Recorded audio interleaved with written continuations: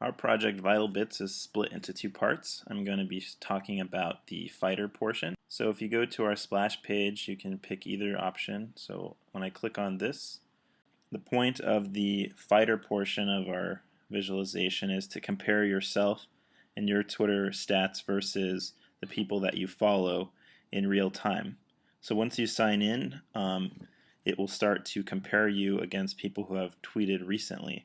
So here's my statistics, and here's the most recent tweet from one of the people that I follow.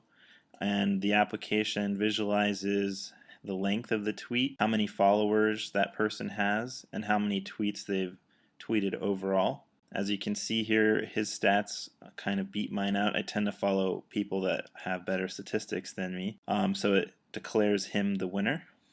And this will go on through Twitter's API limit 18 tweets, and each tweet counts as a round overall. And so if you win the majority of the rounds, it'll say you won the war. In this case, I've lost the war because most of the people have beaten me.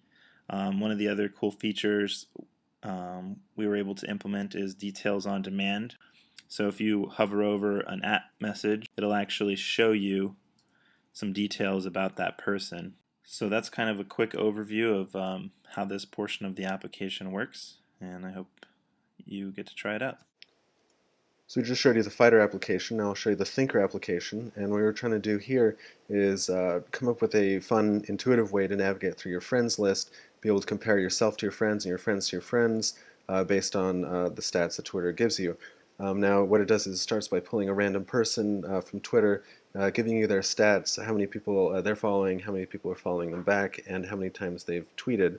And then it categorizes that person based on this data. In this case, this person's a sheep, which means they're following a lot of people. Not many people are following them back. Now then, what it allows you is you can scrub over these icons here. You can see the definition. You can also see who in their friend group also falls into that category. So this person has a lot of friends, so I'm going to log into my account, which does not require you to log in unless you have a locked account. So what it does is it immediately pulls down the most recent data from Twitter and starts showing you your friends list.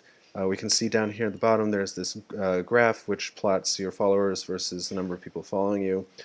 Since one person with largely inflated stats can really throw off the entire grid, it allows you to zoom in all the way, and then you can scrub over, see where people fall in your graph, what they are, and you can also just click on anybody here and pull down their information as well.